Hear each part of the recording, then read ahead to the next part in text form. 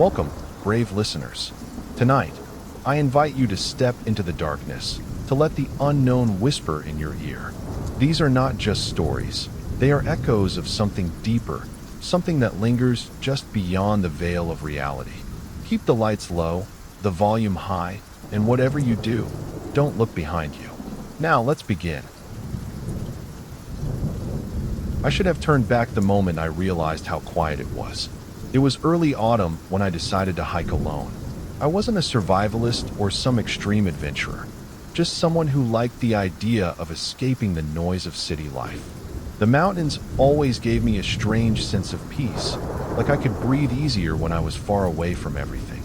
This particular trail wasn't well known. I had stumbled across it while browsing hiking forums, where someone had described it as a hidden gem with absolutely no foot traffic. That part sold me. I packed light, just a tent, some food, a first aid kit, and a flashlight, expecting a peaceful overnight stay in the wilderness. The first few miles were beautiful. Golden leaves crunched beneath my boots, and the crisp air carried the faint scent of pine and damp earth. But as I went deeper into the forest, something felt off.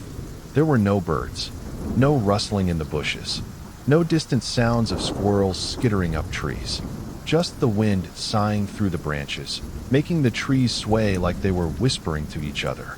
It wasn't outright frightening, but it was unnatural. Even the most remote trails had some noise, an occasional crow, the hum of insects. But here, there was nothing. Still, I pressed on. The sun dipped lower, painting the sky in warm hues of orange and pink. I needed to find a good spot to set up camp before it got too dark. That's when I saw it. The abandoned campsite. At first, I was relieved. Someone had already cleared a space, and I wouldn't have to waste time finding a decent area to pitch my tent.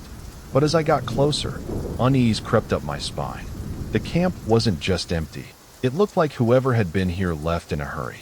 A tent, half collapsed, with its entrance unzipped and flapping in the wind. A metal camping mug, tipped over near the cold remains of a fire. A backpack lying on its side, its contents spilling into the dirt. I hesitated. It wasn't unusual for hikers to leave gear behind, but something about this felt wrong. It wasn't just abandoned, it looked deserted. And then, I noticed the footprints. They were deep, leading away from the site, disappearing into the trees. The dirt was disturbed, like someone had run off in a panic. I swallowed hard. The sun was almost gone now, and my choices were limited. I could either set up camp here or keep hiking in the dark. I took a deep breath, pushing down the uneasy feeling in my gut.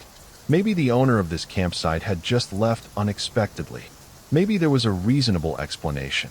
I told myself that. But as I unpacked my gear and settled in for the night, I couldn't shake the feeling that I wasn't alone. I stood there for a long moment, staring at the campsite.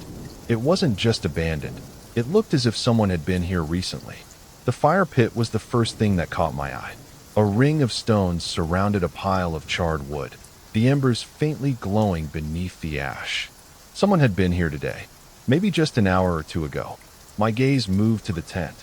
Unlike the other one, which had collapsed, this one was zipped shut and standing upright, like someone had carefully secured it before stepping away. The sight made my skin prickle. A packed-up tent would make sense. A tent left open and messy would make sense. But a closed, untouched one? That was strange. Scattered supplies lay around. A cooking pot tipped over near the fire, a water bottle half full, a pair of hiking boots resting beside a backpack. It looked as if whoever had been here had left suddenly, but not in total panic. There was no sign of struggle, no blood, no torn fabric or claw marks. Just an eerie stillness. I swallowed. "Hello?" I called out. My voice felt too loud in the quiet. The trees absorbed the sound, and there was no response. I waited, listening. Nothing. Logically, I knew what I should do. Keep moving. Find a different place to camp. This wasn't my site, and there was something deeply unsettling about how it was left behind. But the sun had almost set, and hiking at night was dangerous. I had no idea where the next clearing would be, and the thought of getting lost in the dark was worse than staying at an empty camp. I took a deep breath and made my decision. Whoever was here will probably be back soon, I reasoned. Maybe they went to collect firewood. Maybe they were out for a short hike. Still, I couldn't shake the discomfort in my chest as I set up my sleeping bag near the fire pit. Every now and then, I glanced at the zipped tent, half expecting it to move. But nothing happened. For a moment, I considered opening it, just to check, but I didn't. Something about it felt like a boundary I shouldn't cross. So instead, I sat by the fire pit, adding a few sticks to stir up the embers, watching the flames flicker back to life. The warmth was comforting, but my ears stayed alert, listening for footsteps, twigs snapping, anything that would signal someone returning. But the forest remained silent. And after a while, as darkness settled in around me, I realized something else. I was completely alone, or at least I thought I was. I don't remember exactly when I first noticed the silence. One moment, the forest felt normal, just the occasional crackle of the fire and the rustling of leaves in the breeze. Then, at some point, it all just stopped. No birds, no insects, no distant rustling in the undergrowth. Just absolute, suffocating stillness. I shifted where I sat, my eyes darting to the surrounding trees. I could see them swaying slightly in the wind, but they made no sound. The air felt thick, like it was pressing down on me, filling the space where noise should have been. I told myself it was nothing. Maybe I had just gotten used to the quiet. Maybe I was imagining things. But then the feeling came. It started as a prickling at the back of my neck, the kind you get when you know someone is staring at you. At first, I brushed it off. Of course, I felt uneasy, sitting alone at a stranger's abandoned campsite. But the longer I sat there, the stronger it got. I wasn't just uneasy. I was being watched. I turned my head slowly, scanning the darkness beyond the firelight. The trees stood motionless, their trunks stretching into the night like silent sentinels. There was nothing out there, at least nothing I could see. I exhaled, rubbing my arms against the sudden chill in the air. That's when the wind picked up. It came in a slow, steady gust, winding through the trees, making the flames flicker. But it wasn't the wind itself that made my stomach drop. It was the sound it carried. Whispers, distant, indistinct, like voices carried from far away. The way they ebbed and flowed with the wind made it impossible to tell where they were coming from, or if they were even real. I froze, my breath caught in my throat. My mind scrambled for explanations. Maybe it was just the wind playing tricks on me. Maybe there was a stream somewhere, its babbling mimicking voices. But deep down I knew. This wasn't my mind playing tricks. I wasn't alone. I gripped my flashlight, suddenly hyper-aware of how small the fire was, how vulnerable I was sitting out in the open. The zip tent stood motionless, the abandoned gear still scattered where I had first found it. Everything looked the same, but everything felt different. I swallowed, my pulse hammering against my ribs. And then, just for a second, I thought I heard my name. A whisper, thin as a breath, carried on the wind. My fingers clenched tighter around the flashlight. My mouth went dry. I didn't move. I barely breathed. Because if someone had said my name, it meant they knew I was here, and I still couldn't see them.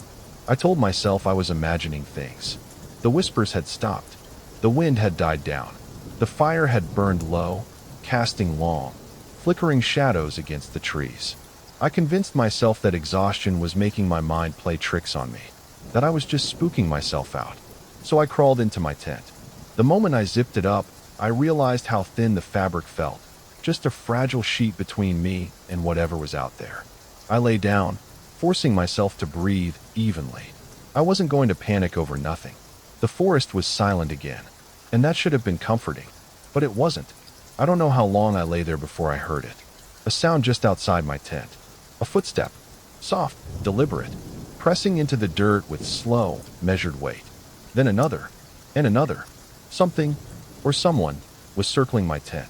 My fingers tightened around my flashlight, my pulse thudding in my ears.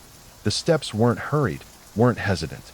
They were careful, almost curious, pausing every now and then, as if whoever, or whatever, was out there was listening for me. I held my breath. Then, just outside the thin nylon wall, the footsteps stopped. For a long moment, there was nothing, just silence.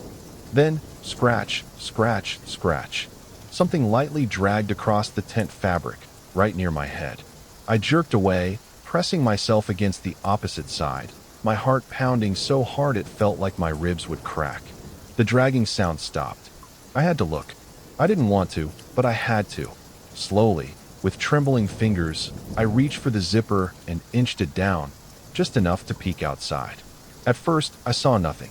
Just my dimming fire, the scattered campsite, and the towering trees beyond. The forest was still empty. Then I looked down. Footprints. Large, deep imprints in the dirt, leading right up to my tent. But they weren't normal. They were human-like, but the toes were too long, too narrow, splaying outward unnaturally. A chill slithered through me, my breath hitching in my throat. I lifted my flashlight and slowly swept it across the tree line. That's when I saw them. Figures, standing among the trees, half hidden in the darkness. Motionless. Watching. They weren't close, but they weren't far enough either. Just standing there, barely visible in the shadows. Their forms blending into the trees like they had always been there, waiting. I couldn't make out faces. I couldn't even be sure how many there were. But the moment my light passed over them, they vanished. Not like they ran. Not like they ducked behind trees. Just gone. Like they had never been there at all. I slammed the tent zipper shut, my hands shaking so badly I fumbled twice before getting it closed. Then, outside, the footsteps started again. Closer this time. I don't remember falling asleep. I must have at some point, exhaustion numbing my terror just enough to let unconsciousness drag me under. But when I woke, it wasn't to the sound of birds or rustling leaves. It was silence, and the overwhelming feeling that something had changed. I bolted upright, my body stiff and aching from the night before. The early morning light seeped weakly through my tent fabric, cold and gray. For a brief, hopeful moment, I thought maybe it had all been a nightmare, that I'd let my imagination get the best of me. Then I unzipped the tent and stepped outside. The first thing I noticed was that my backpack was gone. I had left it beside the fire pit, next to my sleeping bag. Now, it was nowhere in sight. I scanned the area, my pulse hammering. Had an animal taken it? No, that didn't make sense. A bear or a raccoon would have torn through it, left it shredded and scattered. But there was nothing. No sign of struggle. No footprints leading away. Just absence, like it had simply ceased to exist. Panic twisted in my stomach. That pack had everything. My food, my map, my knife, my phone. Without it, I had no choice but to head back immediately. I turned to the path I had come from, and froze. It wasn't there. I knew exactly where I had entered this clearing, just between two thick oaks, where the dirt trail had been clear and well-trodden. But now, there was nothing but dense trees. No break in the foliage. No gap in the undergrowth. Just an unbroken wall of bark and leaves, as if the forest had swallowed the path overnight. I took a step forward, reaching out with a trembling hand, pressing my fingers against one of the trees. Solid. Real. This wasn't a trick of the light. This wasn't me getting turned around. The way out was gone. My breath came in short, ragged bursts. I spun in a slow circle, trying to find another way, any familiar marker, any sign of where I had come from. But the forest had shifted, rearranged itself like a living thing, closing in around me. I wasn't alone, and whatever was out here, it didn't want me to leave. A sharp snap cut through the silence. Not far from my tent. Too close. My entire body went rigid, my breath freezing in my throat. The sound wasn't distant, wasn't some harmless twig falling from a tree. It was deliberate. A footstep. Something was out there. The air grew thick, pressing against my skin like unseen hands. Then, just behind me, so close I could feel it, came the sound of breathing. Low, ragged, right by my ear. I spun around, stumbling backwards so fast I nearly tripped over my own feet. Nothing. Just empty air, the cold morning mist curling between the trees. But I felt it. I heard it. My pulse pounded as I forced myself to turn back toward my tent. And that's when I saw them. The footprints had returned. But this time, they led into my tent. I stared, my mind blank with terror. That wasn't possible. I had just been in there. I had just crawled out. But the footprints were fresh, pressed deep into the dirt, leading from the tree lean straight to the tent's entrance. Something had gone inside. and it was still in there. I didn't think. I didn't breathe. I just ran. The forest blurred around me as I tore through the trees, dry leaves and branches clawing at my skin. My boots pounded against the earth, but behind me, somewhere just beyond my vision, I heard them. The footsteps. Not one pair. Many. Fast. Darting between the trees. Too quick. Too erratic to be human. Shapes moved in the corners of my eyes. Shadowy figures flickering between the trunks, gaining on me. I didn't dare look back. The forest was wrong. Twisting, stretching impossibly, the trees shifting like they were watching me, pushing me deeper into their grasp. And the worst part? I could hear them laughing. Low, breathless chuckles. Not loud, not overt, just amused. Like they knew, like they had let me run. Because no matter how fast I wasn't getting away. I didn't know how long I had been running. Branches tore at my arms, my legs ached, and my lungs burned with each desperate breath. The forest felt endless, stretching on forever, but I refused to stop. I could feel them behind me, darting between the trees, their laughter growing softer, more distant, almost teasing, like they were letting me go, or making me think I was escaping. Then, just as my strength began to give out, I saw it. An opening in the trees, a break in the suffocating darkness. A road. I nearly collapsed as I stumbled onto the asphalt, the solid ground beneath me feeling unreal. My vision swam, but I forced myself to focus. A road meant people. A road meant safety. Then, in the distance, headlights. Relief flooded my chest. I staggered forward, waving my arms frantically.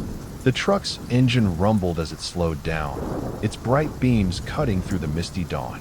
It stopped a few feet away, the driver's side door creaking open. A man stepped out, middle-aged, dressed in a flannel jacket, his boots scuffing against the pavement. At first, he looked confused. Then his face changed. His expression drained of color, his mouth parting slightly as his eyes widened. Not at me, but at something behind me. He took a shaky step back. Then another. I didn't want to turn around. I couldn't. My whole body locked up as he whispered, barely loud enough for me to hear over the pounding in my ears. You weren't alone just now. Something was right behind you. I didn't want to turn around. I stood frozen, my breath shallow, my heart hammering against my ribs. The man's words echoed in my skull. Something was right behind you. Slowly, as if in a dream, I forced myself to turn back toward the trees. They were empty, just the silent forest stretching endlessly in both directions, the early morning mist curling through the trunks. No shadows, no figures, nothing. A shaky laugh bubbled in my throat, but it died just as quickly. I wasn't safe. Not yet. I needed to get in that truck, get as far from here as possible. I took a step forward, then stopped. There, sitting neatly on the roadside just a few feet away, was my backpack.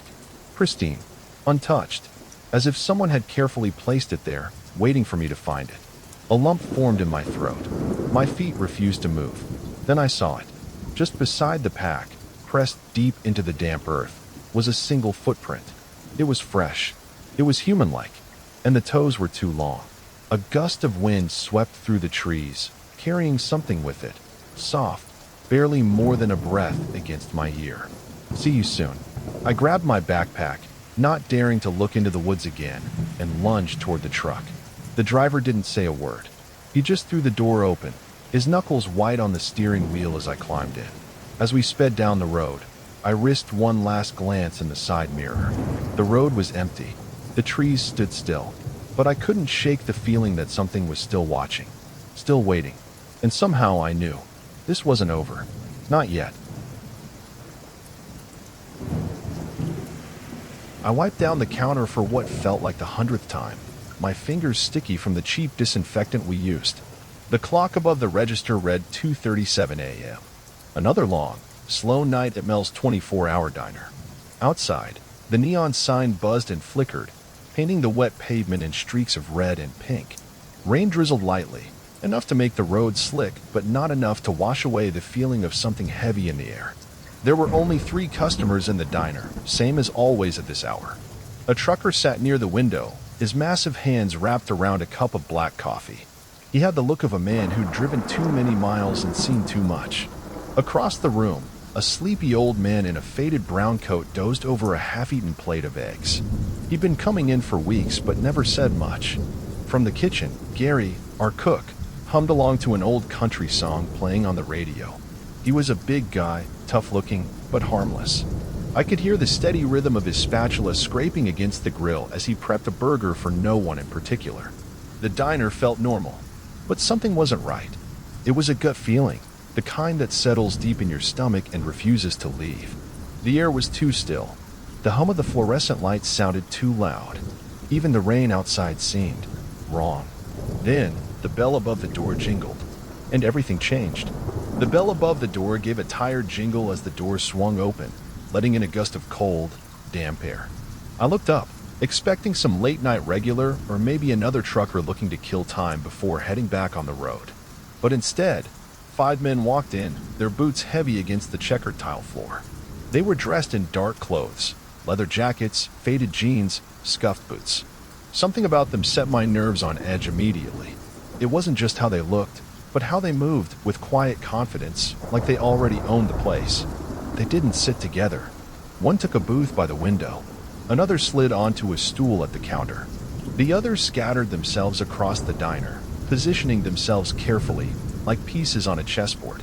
I'd worked enough graveyard shifts to know that wasn't normal. They barely glanced at the menus. Instead, they whispered among themselves, exchanging quick, low words.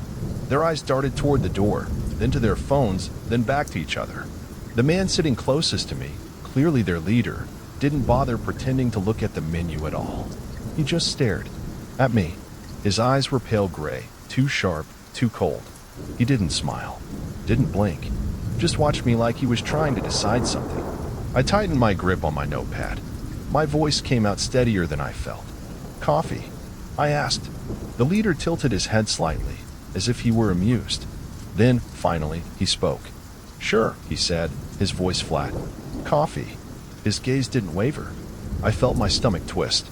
Something was wrong. Very, very wrong. I grabbed the coffee pot and started making my rounds, forcing myself to act normal. Maybe they were just passing through.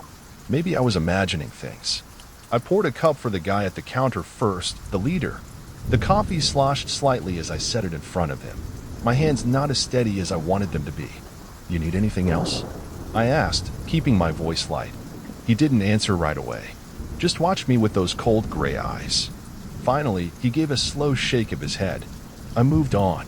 Each time I refilled a cup, I tried to make small talk, just like I would with any other customer. "Where you folks headed? Long drive tonight?" But their responses were short, clipped, empty. "No. Don't worry about it. Just coffee."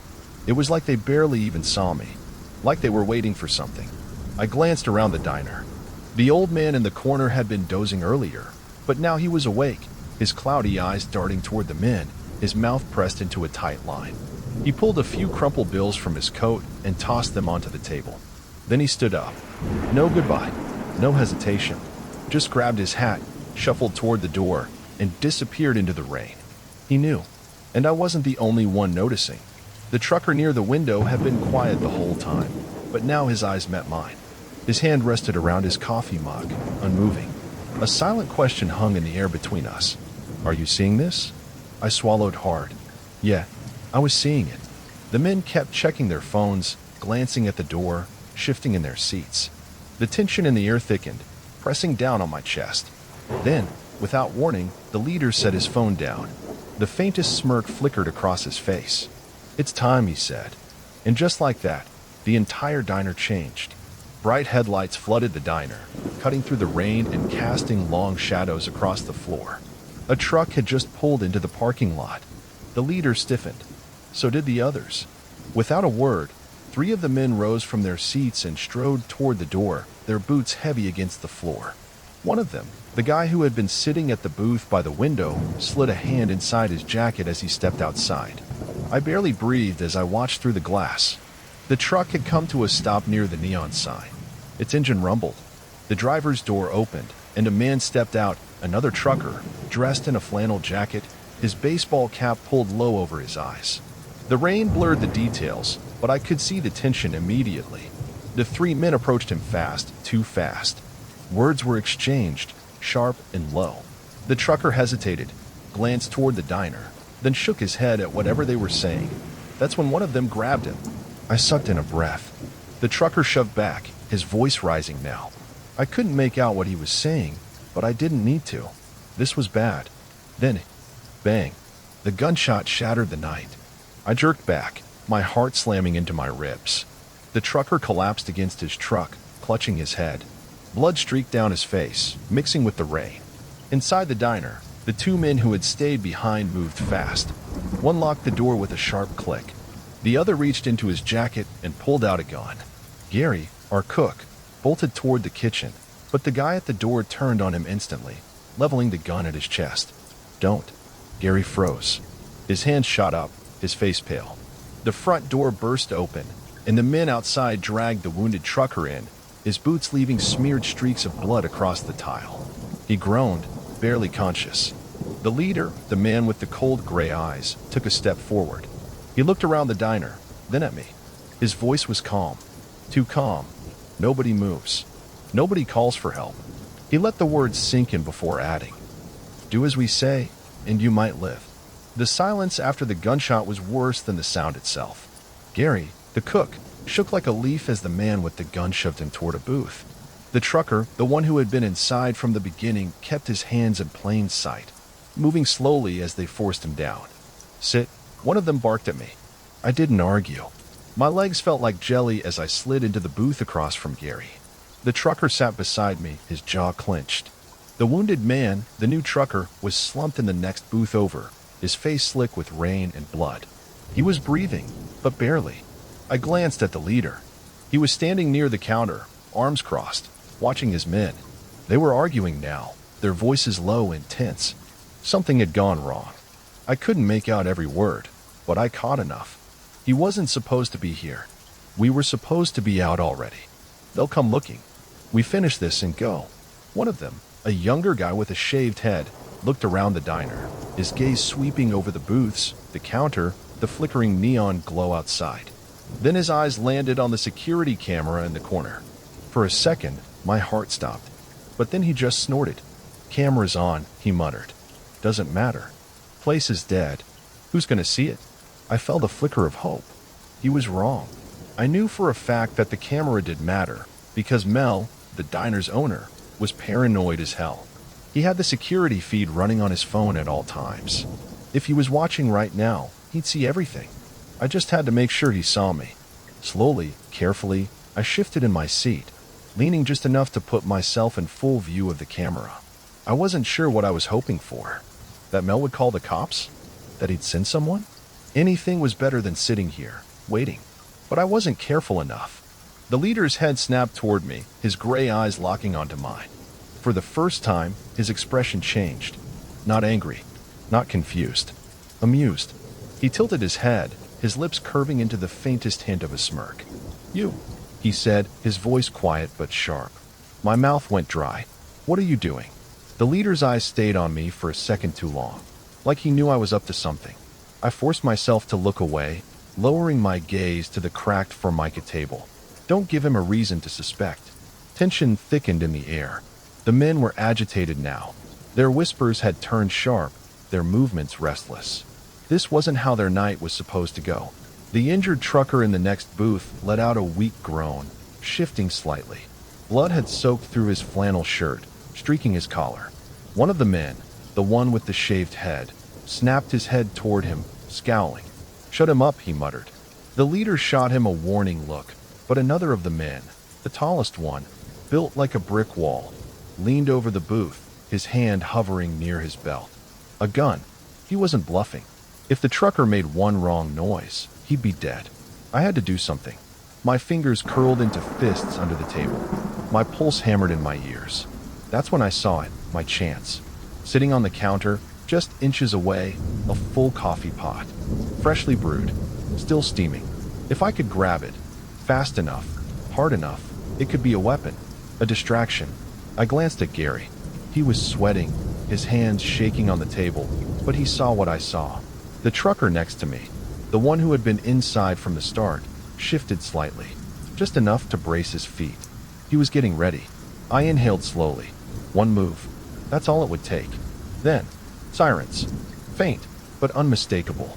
The distant wail of police cruisers. The leader's head snapped toward the door. The men stiffened, and for the first time, I saw it, fear in their eyes. The moment the sirens pierced the night, everything exploded into chaos. The men tensed, their eyes darting toward the door, their hands reaching for weapons.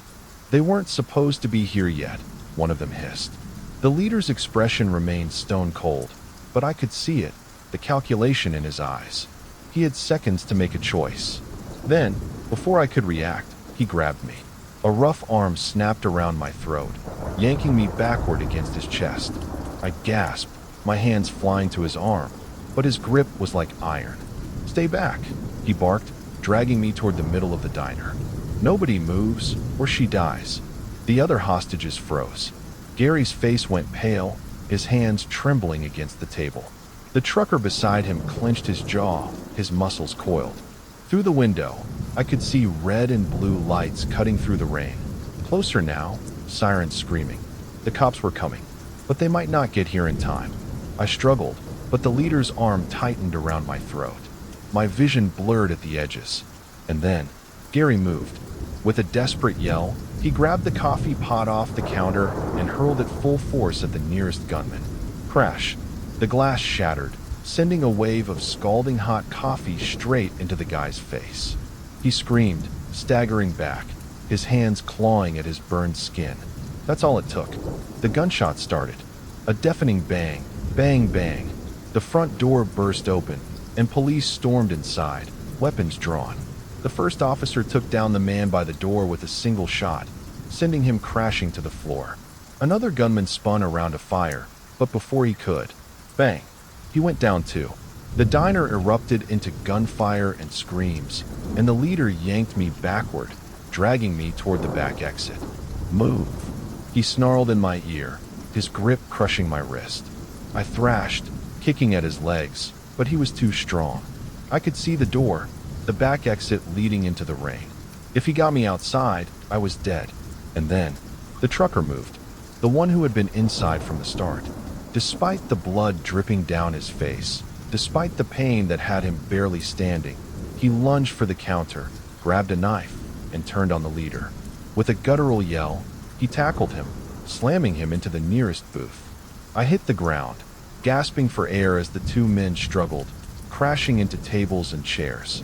The leader swung wildly, but the trucker was fueled by something stronger: rage, survival. The knife flashed in the dim light. A wet, choking sound filled the air. Then the leader slumped, his body hitting the floor with a dull thud.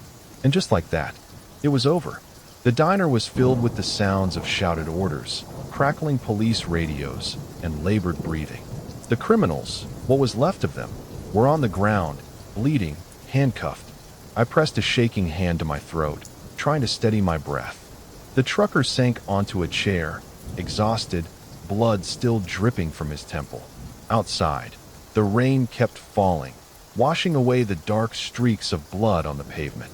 The flashing lights of the police cruisers painted the wet pavement in red and blue, mixing with the glow of the diner's neon sign. Rain drizzled over the crime scene, washing away the blood but not the horror of the night. I sat on the back step of an ambulance, a blanket draped over my shoulders, watching as officers moved in and out of the diner, gathering evidence, securing the remaining criminals. My hand still shook. My throat ached where the leader had grabbed me. Gary sat nearby, silent, his eyes unfocused.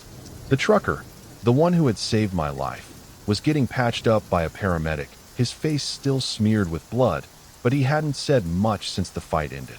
I was in shock. We all were. A detective crouched in front of me, his notepad damp from the rain. "Miss, can you walk me through what happened?" I nodded numbly and began to talk, my voice hoarse. How the men came in, how they barely touched their menus, how they were waiting for something, how it all went so wrong. As I spoke, I noticed something. A cluster of officers near the trucker's semi, parked just beyond the diner's lot. They weren't just securing the area anymore. They were focused, tense. I strained to listen. That's when I heard it. This wasn't about money. The words came from one of the officers standing near the truck. Another officer, a higher-ranking one, muttered something back, but the wind snatched away his voice. I turned to the detective questioning me. They weren't robbing us, were they? I asked. He hesitated. Too long. Then he sighed, rubbing the bridge of his nose. No, he admitted. They weren't. I swallowed. My pulse picked up again. Across the lot, the police had pried open the back of the truck. The trucker, the one who had been shot, was still unconscious in the ambulance. He couldn't tell them what was inside, but when the officers looked into the cargo hold, they froze. One of them stepped back fast, as if he'd seen something he couldn't unsee. Another swore under his breath. The detective questioning me suddenly stiffened as his radio crackled. A voice came through, urgent and low. Call the feds. Now. I sat there, my breath catching in my throat. I never saw what was inside that truck, but I knew, deep in my bones, it was something worse than any of us had imagined. I gripped the steering wheel tighter as my car wound its way up the narrow mountain road. The pavement, cracked and uneven, had been swallowed in places by creeping moss and fallen pine needles. Each sharp turn was veiled in thick mist, swallowing the world behind me. It felt as if I were driving into something I wasn't meant to find. The trees stood like silent sentinels on either side of the road, towering pines whose tops vanished into the low-hanging clouds.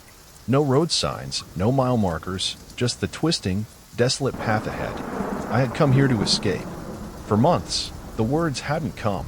My last novel had been a success, but now, with the pressure of expectations weighing on me, I found myself staring at blank pages day after day.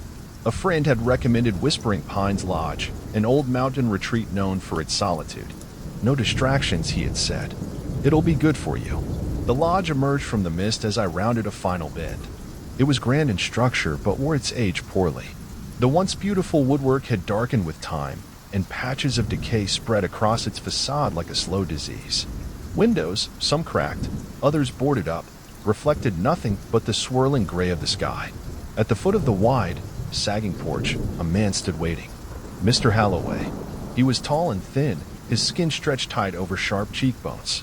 His suit, though neat, seemed to belong to another era, pressed but slightly too large, as if he had withered inside of it. His smile was the first thing I noticed. Too wide, too eager, revealing teeth that were strangely uniform. Welcome, Mr. Carter, he said, his voice smooth but lacking warmth. We've been expecting you. I stepped out of the car, my breath misting in the cold air. The scent of damp wood and something faintly metallic lingered. I appreciate you accommodating me on short notice, I said, forcing a polite smile. Mr. Holloway's head tilted slightly, his grin never wavering. Not at all. We don't get many visitors these days.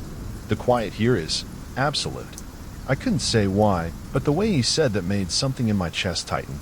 He gestured toward the lodge's heavy wooden doors. Shall we?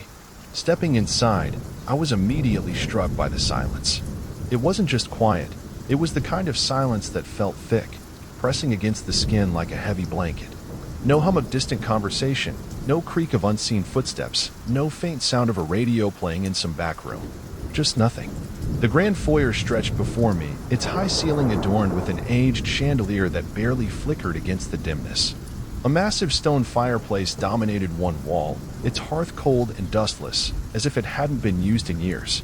The walls were lined with antique furniture, ornate chairs, wooden cabinets, and a long, narrow table that ran nearly the length of the room. Everything looked well kept but lifeless, like a carefully staged scene no one had touched in ages. Is it just me here? I asked, my voice sounding too loud in the stillness. Mr. Holloway, who had been watching me from the doorway, nodded. Yes, Mr. Carter. You're our only guest. I glanced around at the vast, empty lodge. No staff. He chuckled, though it lacked any real humor. Just myself. Whispering Pines has not been in full operation for quite some time. These days, we only accommodate special guests.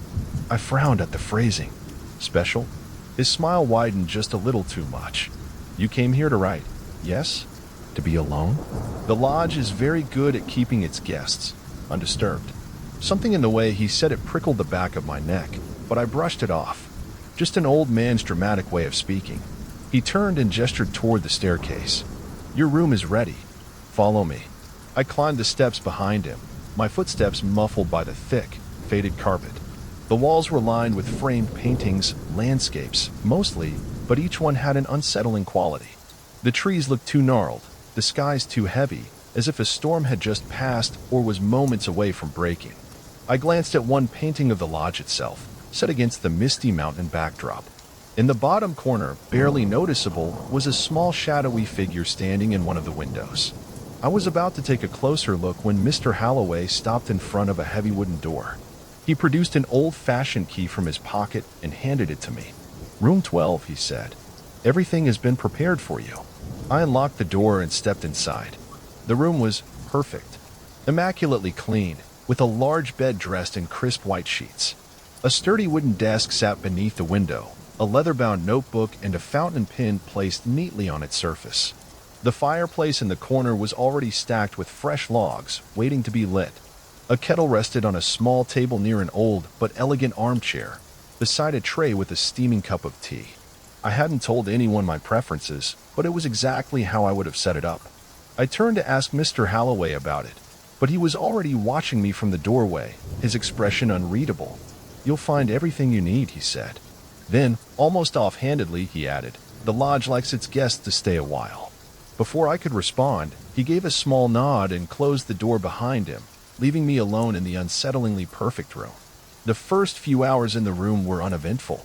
I unpacked a few things, set up my laptop on the desk, and even managed to write a few lines. The silence was absolute. No cars passing, no voices from the hall, not even the distant rustling of trees outside. Just the occasional pop from the wooden beams settling in the cold. By the time I crawled into bed, exhaustion had settled deep in my bones. Maybe the quiet was working. Maybe this place really would help me focus. Sometime past midnight, I woke up. At first, I wasn't sure why. The room was still, lit only by the pale glow of the moon filtering through the thin curtains. The fire had burned down to embers, casting flickering shadows on the walls. Then I heard it. Slow, deliberate footsteps in the hallway. A steady tap, tap, tap, like someone walking in measured steps just outside my door. I held my breath, listening. The footsteps passed my room, continued down the hall, then stopped. Silence. I waited, heart pounding, before finally sitting up. Logic tried to explain it. Maybe Mr. Holloway doing some late-night rounds. But why would he be walking so slowly? So deliberately? I slid out of bed and crept toward the door. Gently, I turned the knob and eased it open just enough to peer out. The hallway was empty. A long stretch of dimly lit carpet, lined with doors that all looked identical to mine. The old paintings on the walls seemed different at night, darker somehow, like the shadows had deepened within the frames. I stepped back and shut the door. Maybe I had imagined it. Maybe the isolation was already playing tricks on me. I climbed back into bed, pulling the blankets up against the unnatural chill that had settled into the room. Just as my eyes started to close, I heard it. A whisper, right behind me. "You should leave, before they wake up." Every muscle in my body locked. My breath caught in my throat. The voice was so close, almost inside my ear. Cold and urgent. I spun around. Nothing. Just my empty room, the glow of the dying fire, the silence pressing in. Then my eyes landed on the mirror. It stood across from the bed, an old, full-length piece with a tarnished silver frame. And in its reflection, I saw myself. But I wasn't moving. I was sitting up in bed, yes, but my reflection was different. It was staring directly at me, its lips curling into a slow, deliberate smile. I wasn't smiling. I couldn't move. The reflection's grin widened, stretching just a little too far, teeth just a little too sharp. I lunged forward and yanked the blanket over my head like a terrified child. I squeezed my eyes shut, willing myself to wake up, to break whatever nightmare this was. I didn't look at the mirror again that night, but I didn't sleep, either. Morning came slowly. I hadn't slept. Not really. I had kept my back to the mirror all night, eyes fixed on the fireplace, watching the embers pulse and fade. When the first hints of gray light seeped through the curtains, I finally exhaled. Whatever had happened last night, dream, hallucination, something else, I needed to shake it off. I needed to clear my head. The lobby was just as empty as before, the vast wooden floors creaking under my steps. A thin layer of dust coated the shelves, despite the pristine condition of my room. It was as if time had forgotten this place. And then I saw it. An old, leather-bound ledger sat open on the front desk, its spine cracked from years of use. A guest book. I ran a finger over the cover, hesitating before flipping through the pages. The first entries were from decades ago, elegant cursive signatures from travelers passing through the mountains, dated as far back as the 1920s. I scanned further. The names became less frequent, the handwriting shakier. The last few entries, something about them felt wrong. Then my stomach clenched. I recognized some of the names. Not from books, not from old letters, from news reports. Sarah Whitmore, Daniel Henshaw, Lillian Graves. Names of people who had vanished without a trace. Unsolved disappearances. Cases I had read about years ago. Their dates of check-in stretched across decades, but there was something chillingly similar about each one. No checkout dates.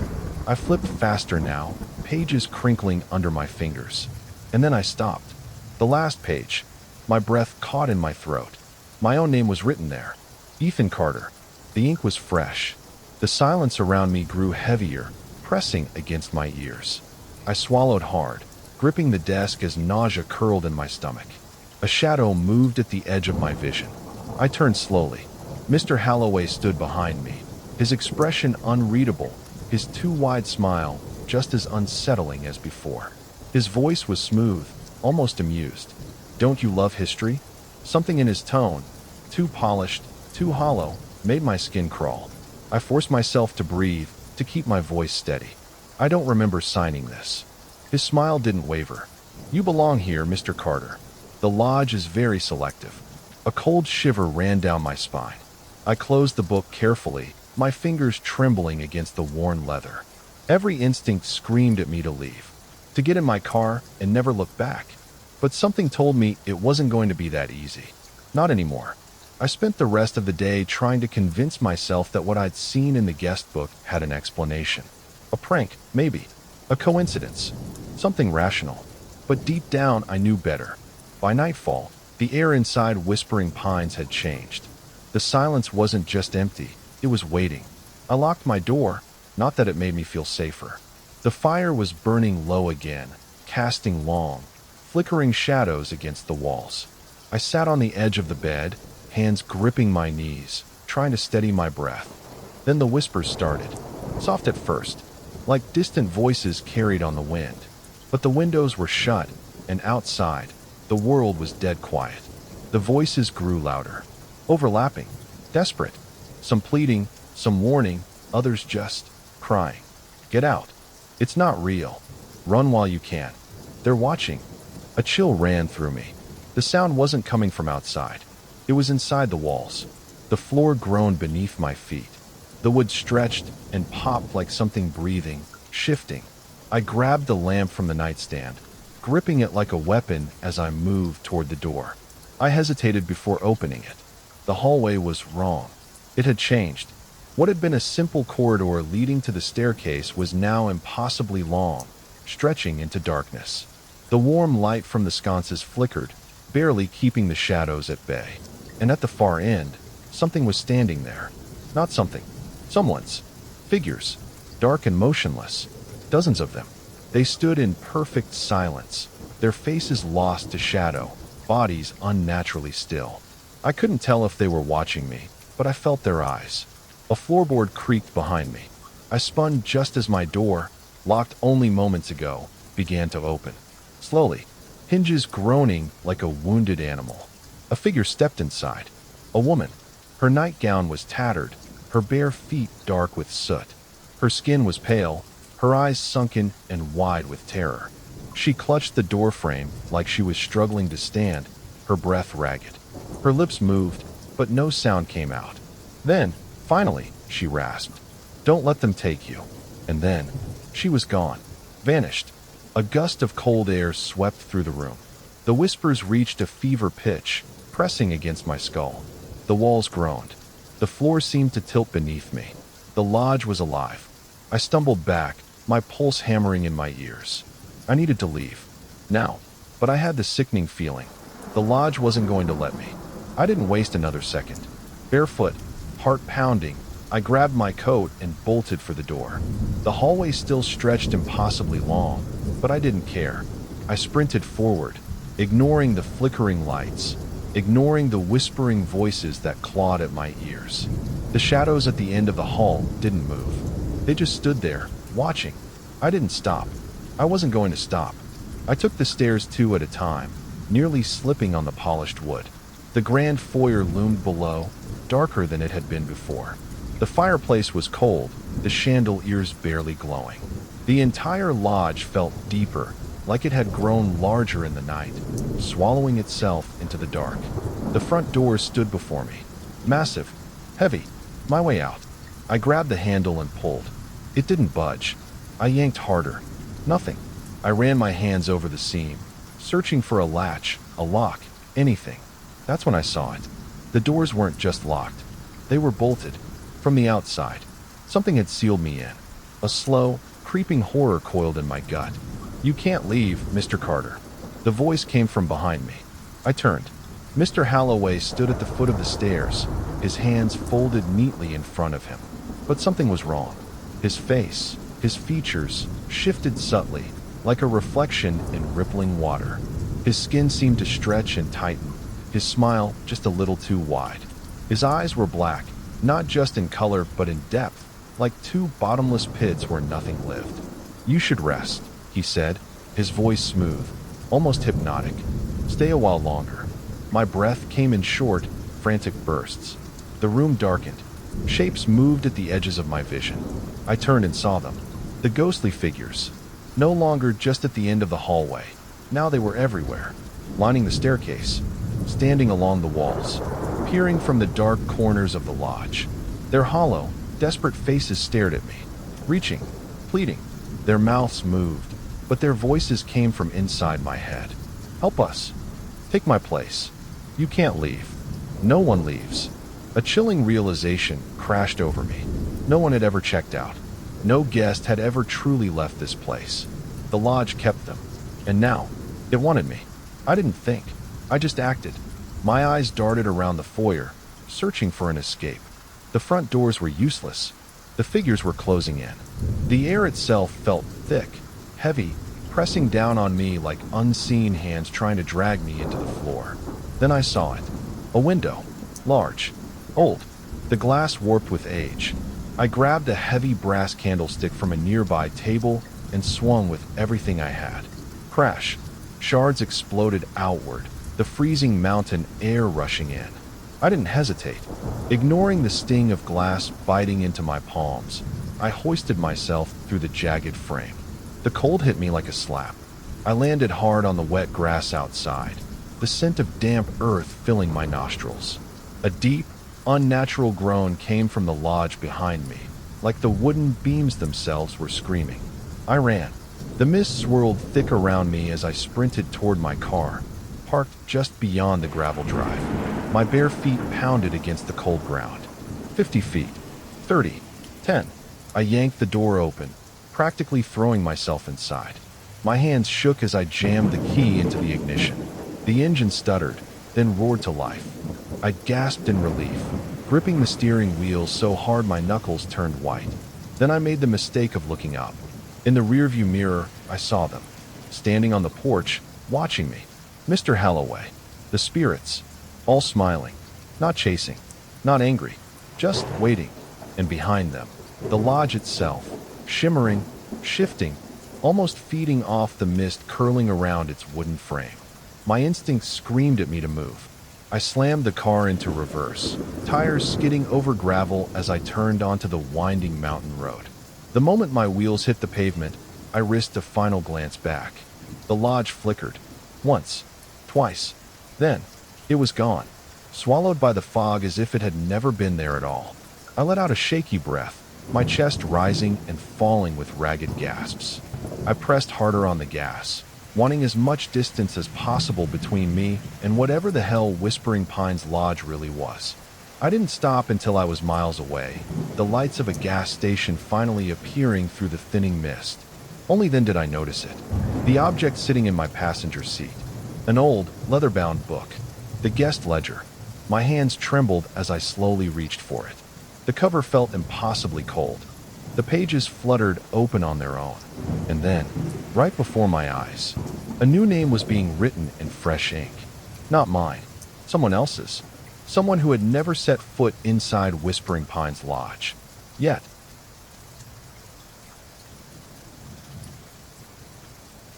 The rain had started as a drizzle around sunset, soft and rhythmic against my windshield. By the time darkness swallowed the countryside, it had turned into a torrential downpour, the kind that made the road vanish under a thick sheet of water. My wipers struggled against it, smearing rather than clearing my view. I was alone on the highway, or at least, I hadn't seen another car in nearly an hour. My phone had lost signal miles ago, and my GPS kept stuttering, its robotic voice repeating, recalculating, before freezing completely. That's when I noticed something else. There were no road signs.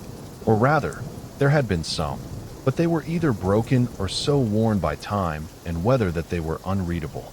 The highway stretched endlessly into the darkness, and my fuel gauge had dipped below a quarter tank. Then, through the curtain of rain, I saw it, a flickering neon sign ahead. Willow Crest, in vacancy. I let out a breath I hadn't realized I was holding. The glow of the sign cast a faint, eerie shimmer across the wet pavement.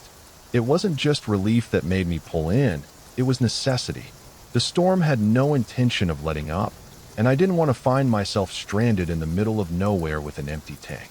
The inn was an old Victorian-style house, standing alone at the edge of a dense tree line. Its exterior, though grand in architecture, had seen better days.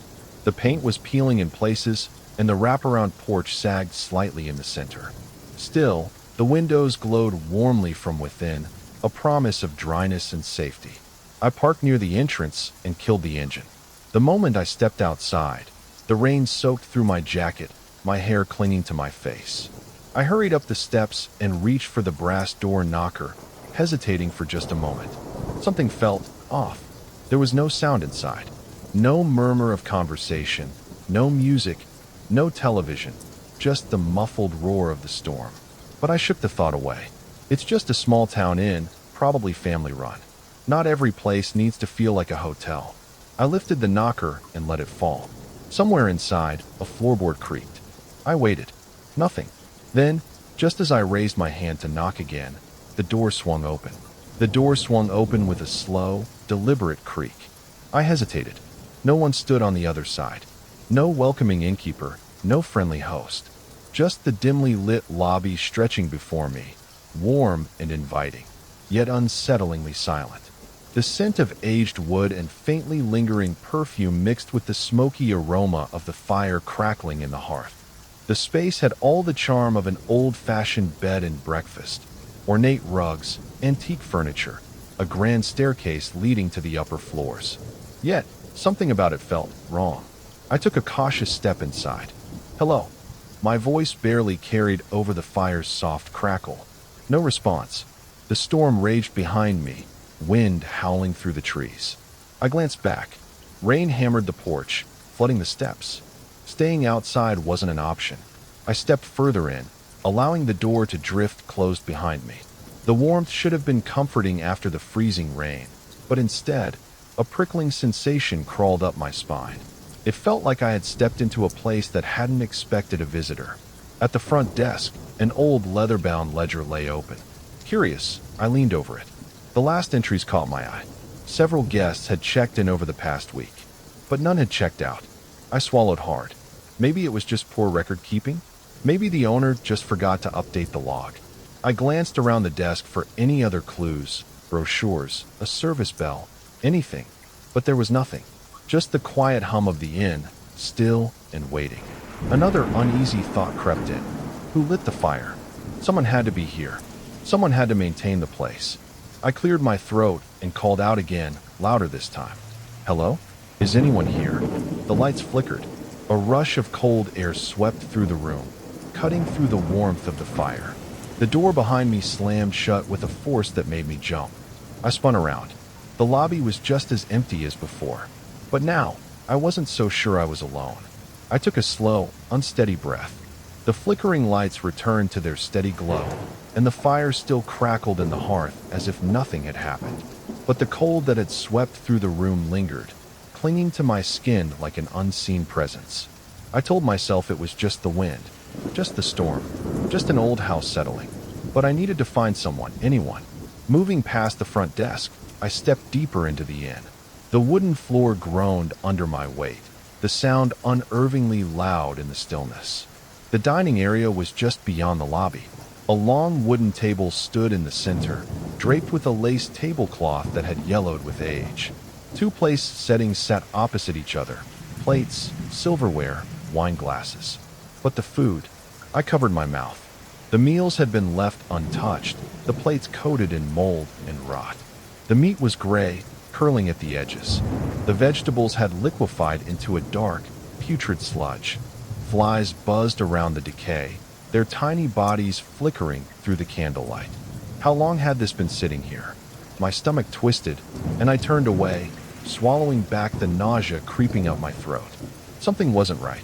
I moved cautiously toward the parlor. The room was dim, the only light coming from a single wall-mounted lamp. The scent of dust and aged fabric filled the space.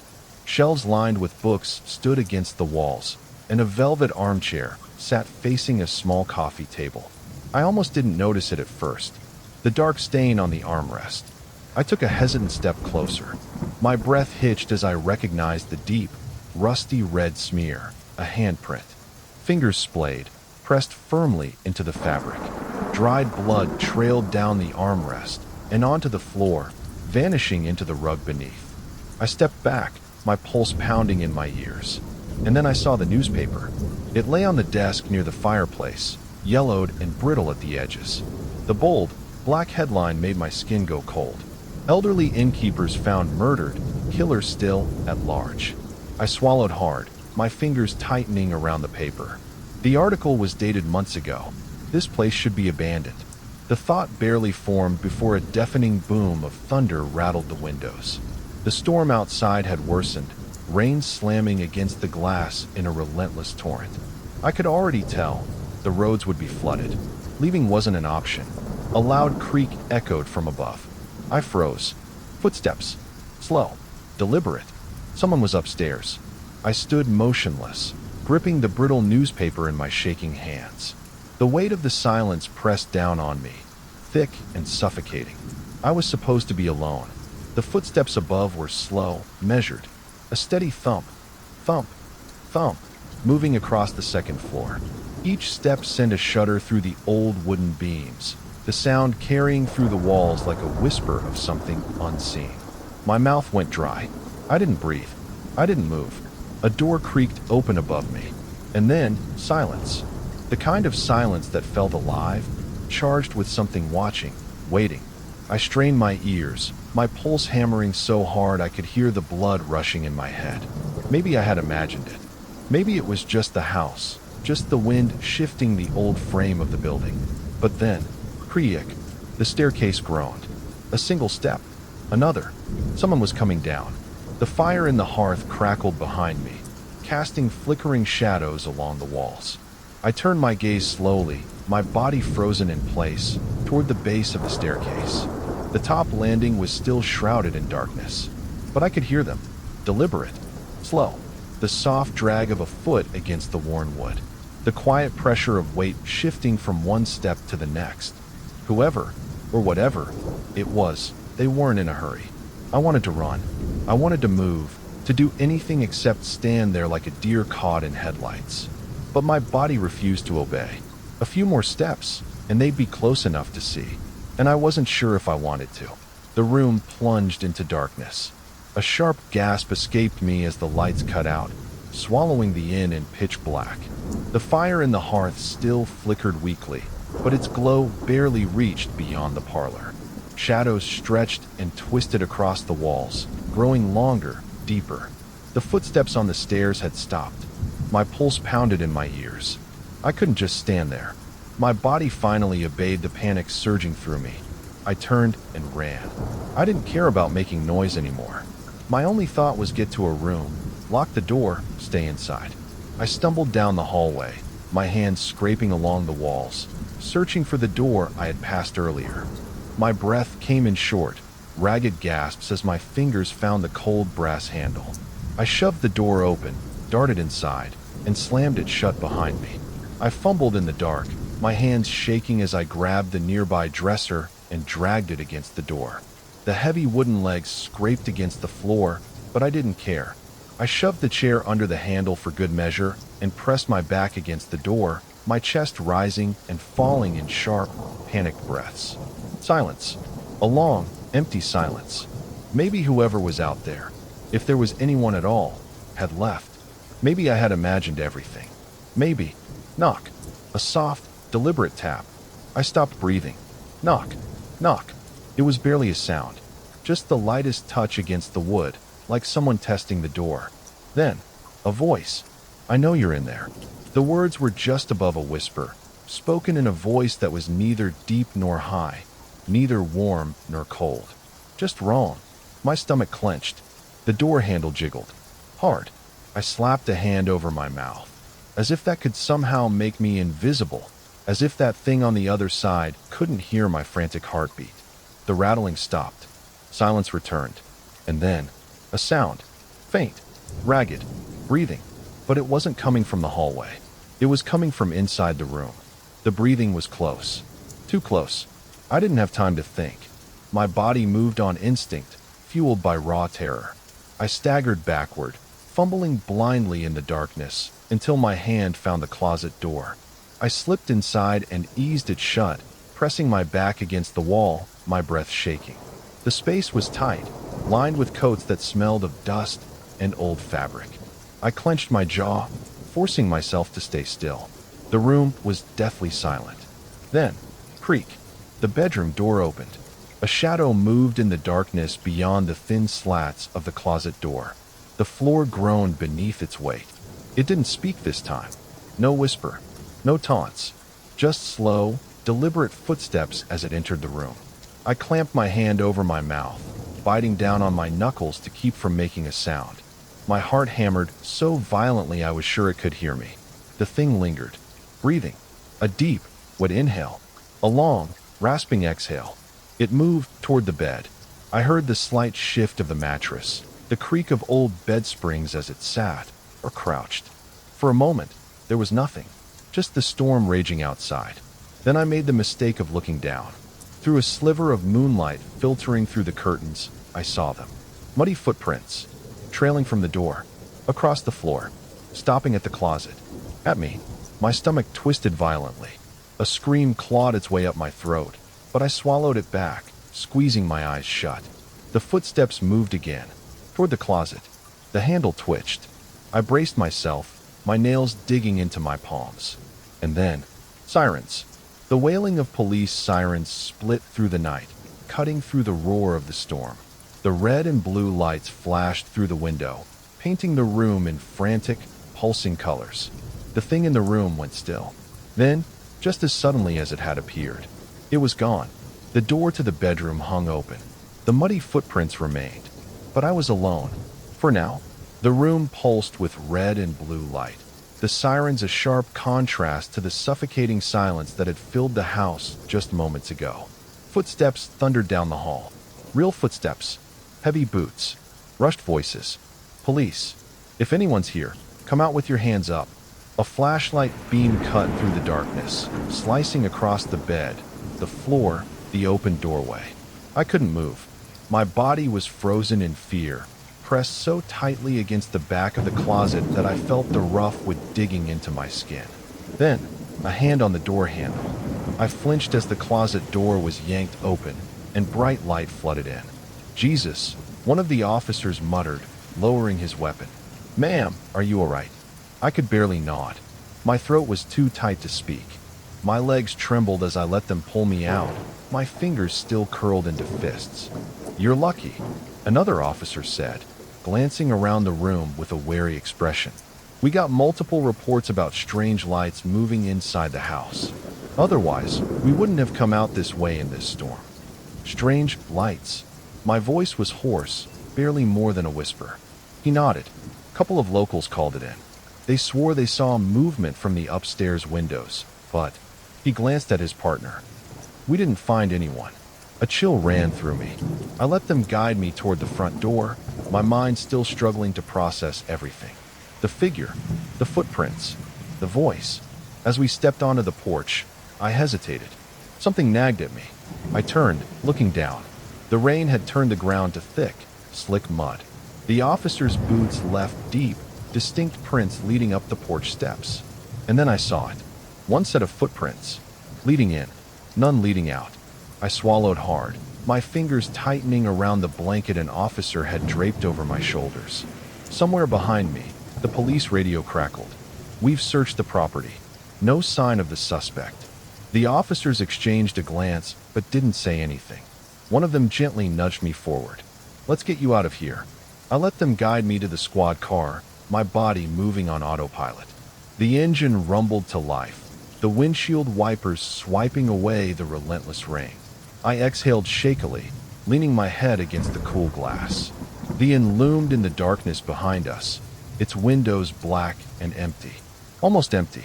As the car pulled away, a single curtain on the second floor shifted. Not from the wind, from someone watching. The rain hammered the police car's roof, drowning out the voices of the officers as they guided me toward the back seat. But I wasn't listening. I couldn't shake the feeling, that deep, gnawing sense of something unfinished.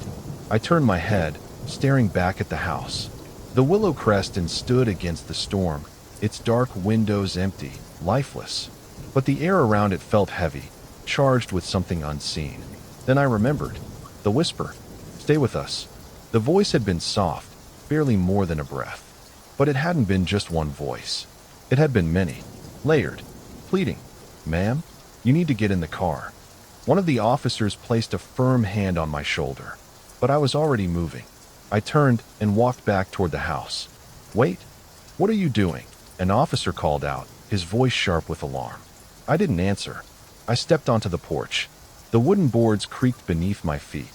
The front door stood slightly ajar, as if waiting. I crossed the threshold, and the storm stopped. The rain, the wind, the distant rumble of thunder. Gone. The air inside was thick, stale, pressing in around me like an unseen force. A heavy silence filled the space where moments ago, life had stirred. I took another step forward. Behind me, the officers shouted my name. Their hurried footsteps pounded against the porch as they chased after me. Then they were inside, and everything changed. The house was different. Dust coated the furniture in thick layers. Cobwebs draped across the walls. The fireplace was nothing but cold ash. The dining table, once set with rotting food, was bare, save for a tattered cloth. The air was ancient, heavy with time. And I was gone. "Claire." One of the officers spun in circles, his voice rising in confusion. "Where did she go?" No answer. She was nowhere. Another officer, breathing heavily, approached the front desk. His eyes fell on the old guest book resting on the counter. He hesitated. Then, with an unsteady hand, he flipped it open. The pages were yellowed, the ink faded with age. Dozens of names filled the pages, their dates stretching back decades. Then he reached the final entry. The ink was fresh. "Claire Harrington, checked in. Today? No checkout date." The officer took a slow step back, his pulse roaring in his ears. "Let's go," he muttered, his throat dry. "Now." They rushed outside. The moment their feet hit the porch, the wind howled back to life. The rain returned in a violent sheet, thunder cracking overhead like an explosion. One officer turned for a final look at the house. And there, in the upstairs window, was Claire. Her skin was pale, almost translucent in the moonlight. Her eyes, dark, hollow, watched them with an unreadable expression. And then, as the rain blurred the glass, she was gone. Forever.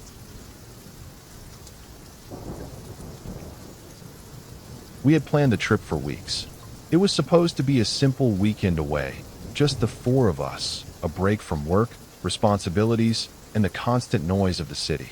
Alex was the one who found the spot, a remote campsite deep in the forest, far from any highways or towns. No people, no distractions, he had said. Just us and nature. It sounded perfect at the time. The drive started off easy, with laughter and music filling the car. But as we got closer to the site, the mood shifted. The paved road gave way to a narrow dirt path, winding endlessly through the thickening trees. Shadows stretched long even though the sun was still up.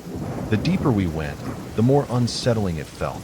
At some point, Lisa tried to check her phone, only to realize we had lost service. "Well, I guess we're officially off the grid," she muttered, trying to sound casual. But I noticed how tightly she gripped her phone before setting it down. We reached the campsite just before sunset. It was a small clearing surrounded by towering trees, too many trees. They formed a dense wall around us, making the space feel unnaturally enclosed.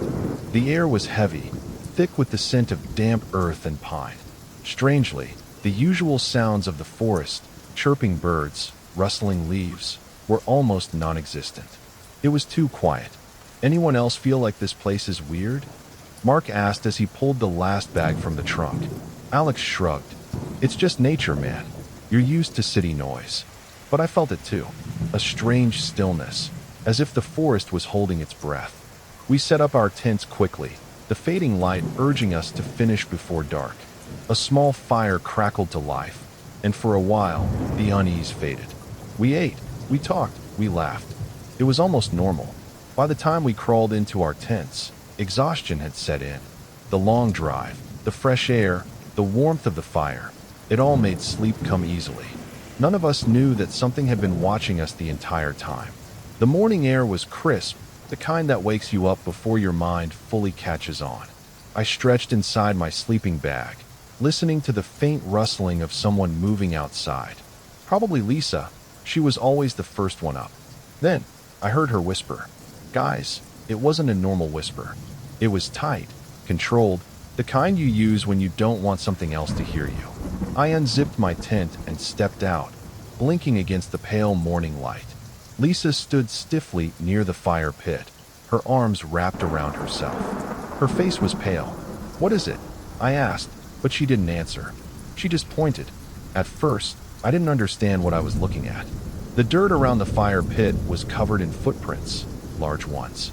They resembled human feet, but something was wrong. The toes were too long, stretched, and almost claw-like. The prints formed a pattern, circling around our tents, as if something, or someone, had been watching us in the night. A chill crawled up my spine. The others emerged, drawn by the tension in Lisa's voice. Mark crouched beside the tracks, running a hand over one of them. "These aren't ours." His voice was steady, but I could see his fingers tremble slightly. Alex shook his head. Maybe someone was messing with us. He sounded unsure, like he didn't believe his own words. Lisa turned toward him, her expression tight. "Then where are their exit tracks?" We all fell silent. She was right. The footprints circled us completely, but they never led away. A sharp breeze rustled the trees, and suddenly, the silence of the forest felt oppressive, like it was listening. Watching, Mark stood abruptly. "We should go." No one argued. We packed quickly, stuffing tents and gear into our bags without bothering to organize. Every snap of a twig, every gust of wind sent jolts of anxiety through me. We had come here for a quiet escape, but now, all we wanted was to leave. But the woods had other plans. We didn't waste time. Within minutes, our bags were slung over our shoulders, the fire was smothered, and we were on the move. The morning sun barely pierced the dense canopy, casting everything in a dull, gray light. It felt later than it was, as if time itself was dragging. Alex led the way, his phone still in his hand despite the lack of signal. Lisa walked beside him, silent and tense. Mark and I stayed in the back, glancing over our shoulders more than we should have. The footprints were still fresh in my mind.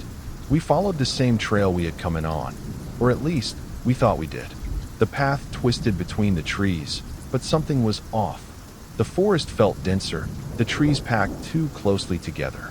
And no matter how far we walked, the clearing never seemed to shrink behind us. 20 minutes passed, then 30. Then Lisa stopped dead in her tracks. "No," she whispered. I turned to see what she was looking at. My stomach dropped. We were back. Our fire pit, now a pile of damp ashes, sat exactly where we had left it. Our footprints, the ones we made while packing up, were still fresh in the dirt. We had been walking in a straight line, and yet somehow, we were right back where we started. "No," Alex muttered. "That's not possible. We must have gone in a circle," Mark said, but he didn't sound convinced. Lisa shook her head violently. "No way. We didn't turn. We kept moving straight." Alex clenched his jaw. "We go again." So we did. This time, I marked trees with my pocket knife as we passed. Lisa left behind bits of granola bar wrappers. Tiny, deliberate clues. Mark checked his compass constantly. It didn't matter. Every path we took, every direction we tried, we ended up back at the campsite. The forest was playing with us. Hours passed. Our anxiety thickened into panic. Mark collapsed onto a fallen log, running his hands through his hair. "We have to stop.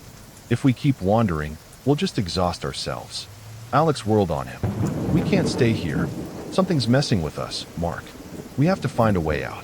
Mark looked up at him, his face drawn and tired. "You think I don't know that?" Silence settled over us. A heavy, suffocating silence. Lisa swallowed hard. "If we don't find a way out by dark," she didn't finish the sentence. None of us wanted to say it out loud. That night, we would learn the truth, and the real horror would begin. We gave up searching for a way out as the last light drained from the sky. Exhausted and shaken, we rebuilt the fire, its glow the only thing keeping the crushing darkness at bay. The forest had fallen into complete silence. No wind, no rustling leaves, not even the distant call of an owl. It was the kind of silence that made your ears ring, that made every breath feel too loud. We sat close together, the flames flickering against our faces. No one spoke much. What was there to say? We all felt it. The thick, suffocating presence pressing in from the trees. We weren't alone. Then, the whispers started. Low at first, barely audible, like the wind through the branches. But there was no wind. The voices grew, surrounding us, slipping between the trees. Not one voice, but many, muttering, overlapping, impossible to understand. I whipped my head around, searching the darkness, but saw nothing. Lisa gripped my arm. "Do you hear that?" she whispered. "Yeah," I breathed. Mark threw another log onto the fire, his hands shaking. "It's just the wind," he said too quickly, too forcefully. But his eyes betrayed him. Then, something moved at the edge of the firelight. A shadow. It darted between the trees, too fast, too fluid. Then another, and another. Figures, barely visible, circling us just beyond the reach of the flames. Lisa squeezed her eyes shut. "This isn't real. This isn't real." Then Jordan stood up. I need to go take a piss." His voice was tight, his movements stiff. He grabbed his flashlight and stepped away before any of us could respond. The beam of his light bobbed as he moved deeper into the trees. Then, nothing. No sound. No footsteps. No movement. "Jordan," Alex called. Silence. I felt the first prickle of real terror. Mark stood. "We should." Then, a voice. Jordan's voice.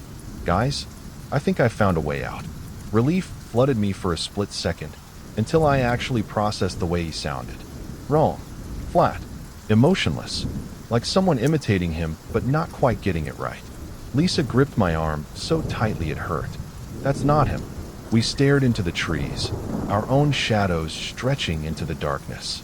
Jordan's flashlight lay on the ground, still on, but there was no sign of him. And then, the voice came again, closer this time. "Guys, come here.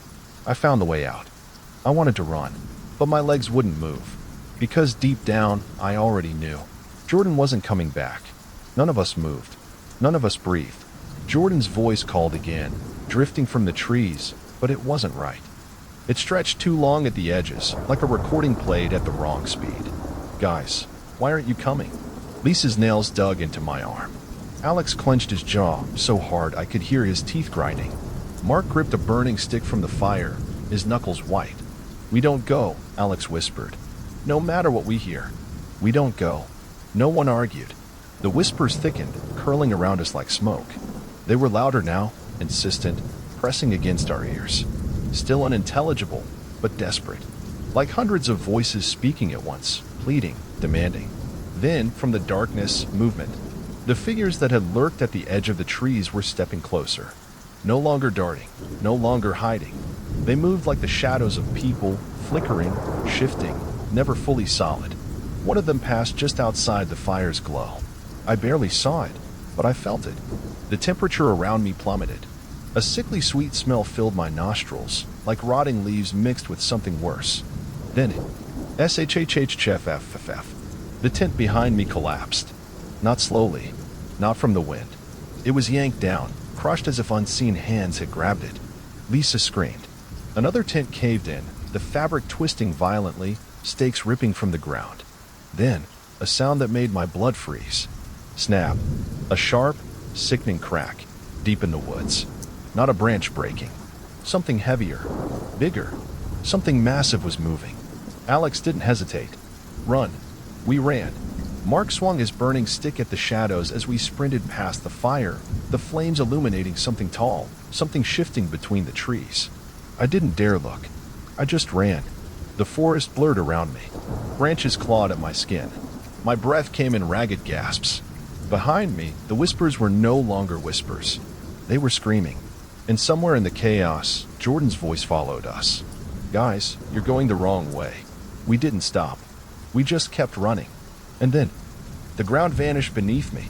I hit the ground hard, rolling over dirt and dead leaves before slamming into something solid. My head spun. My ribs ached. Somewhere behind me, I heard Lisa's sharp gasp, followed by Mark's pained grunt as he crashed down beside me. Then, light. Not firelight. Not the pale glow of the moon. Headlights. I blinked rapidly, my breath ragged. In front of us, just beyond the tree line, was the road. And our car. For a split second, none of us moved. None of us spoke. The forest was supposed to stretch for miles in every direction. We had walked for hours. And yet, here it was. The dirt road. Our car. Alex broke first. He scrambled forward, yanking open the driver's door. Get in. I grabbed Lisa's arm and pulled her to her feet. Mark was already shoving himself into the back seat. We piled in, slamming the doors shut, locking them on instinct. The moment the engine roared to life, Alex threw the car into reverse, kicking up dust as we sped backward onto the road. The tires screeched as he turned sharply. Then we were gone. No one spoke.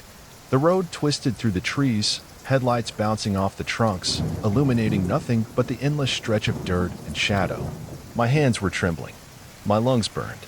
Lisa's breath came in short, panicked gasps beside me. Then, as if something compelled her, she turned. She looked back. Her entire body went rigid. I didn't want to. I didn't want to see. But some part of me needed to know. Slowly, I turned my head. Through the dust in the dark, at the very edge of the trees, something stood watching. Tall. Wrong. Its form shifted, like it was struggling to hold a shape, flickering between human and something else entirely. Its limbs were too long. Its head tilted at an unnatural angle. And its eyes, God, its eyes. Black voids, empty yet brimming with something alive. Something hungry. It raised one hand, its fingers stretching far too long, and it waved. Lisa choked on a sob, wrenching her gaze away. Don't look at it. Just drive. Alex didn't need to be told twice. He floored the gas pedal. The car lurched forward, tires spitting dirt, the trees blurring past. No one spoke. No one looked back again. But even as we sped away, I felt it. I knew, deep in my bones. The forest wasn't done with us, and whatever was inside it knew our names. The car tore down the dirt road, tires kicking up clouds of dust. No one spoke.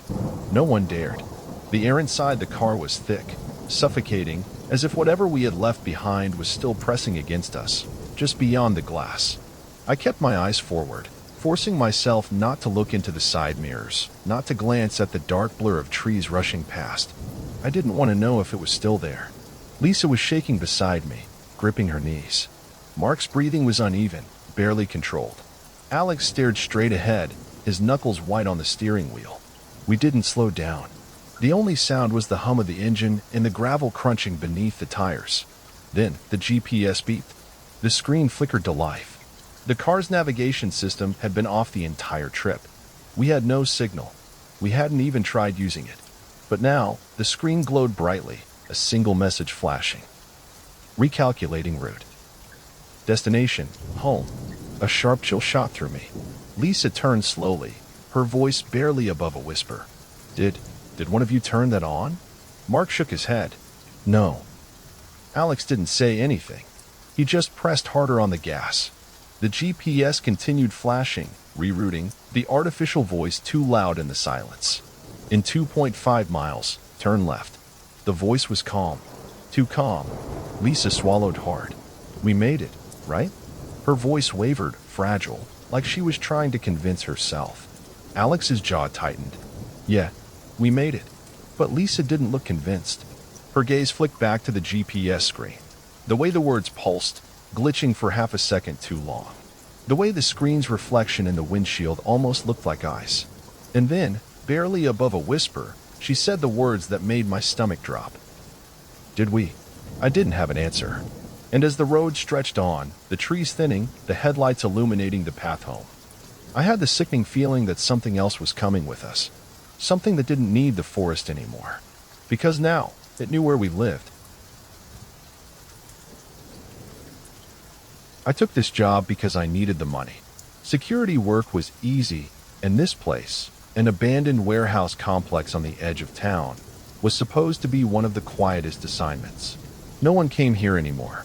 The company that owned it had gone bankrupt years ago, and now it just sat here, rotting in the dark. My orders were simple. Patrol the main floors. Don't go exploring. I wasn't going to argue. As long as my paycheck cleared, I didn't care what they wanted me to ignore.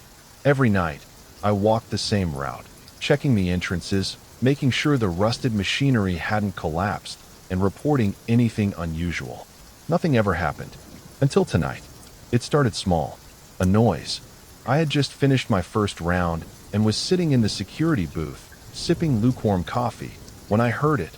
A faint metallic clang echoing through the warehouse. Probably just a pipe settling or a rat knocking something over. But then I heard it again. And again. Steady. Rhythmic.